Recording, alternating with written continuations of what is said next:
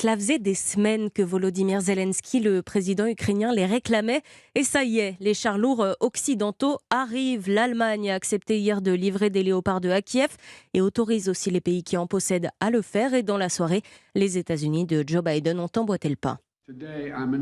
Aujourd'hui, j'annonce que les États-Unis enverront 31 chars Abrams en Ukraine, soit l'équivalent d'un bataillon ukrainien.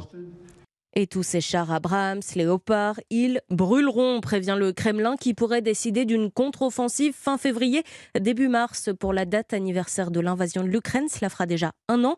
William Molinier, ces chars vont-ils vraiment faire la différence sur le champ de bataille ? Eh bien d'abord, cela va permettre à l'armée ukrainienne de régénérer ses stocks. Elle est partie dans la guerre il y a près d'un an avec 2000 chars, certains de fabrication soviétique, donc anciens.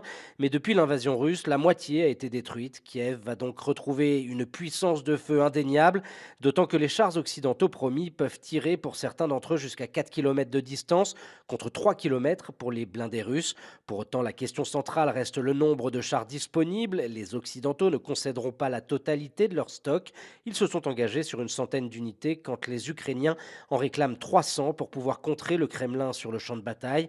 Cette promesse de livraison conforte surtout les Ukrainiens du soutien occidental. Une source militaire s'interroge. Après les chars, quelle sera la prochaine étape ? Sans doute les avions de combat, entrevoit-elle.